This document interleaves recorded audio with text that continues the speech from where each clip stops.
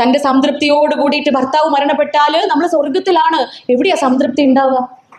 എവിടെയാ സംതൃപ്തി ഉണ്ടാവുക? ഉരുള കുപ്പേരി പോലെ വാക്കുകൾ എടുത്തെറിയുമ്പോ, ഒരുപക്ഷെ മനസ്സിൽ കൊള്ളുന്ന രൂപത്തിലുള്ള വാക്കുകൾ നമുക്കുള്ളിൽ നിന്ന് വരുമ്പോ എങ്ങനെയാ സംതൃപ്തി ഉണ്ടാവുക?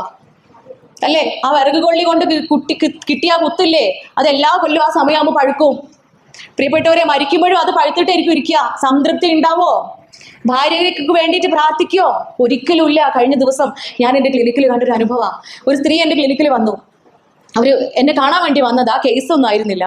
അങ്ങനെ അവരുടെ കയ്യിൽ ഒരു ചെറിയൊരു സമ്മാനം ഉണ്ടായിരുന്നു എനിക്ക് തരാൻ വേണ്ടിയിട്ട്. അപ്പൊ അവർ ബാഗിന്റെ ഉള്ളിൽ വെച്ചിട്ടുണ്ട്, പക്ഷെ ബാഗിൽ അത് തപ്പിയിട്ട് കാണില്ല.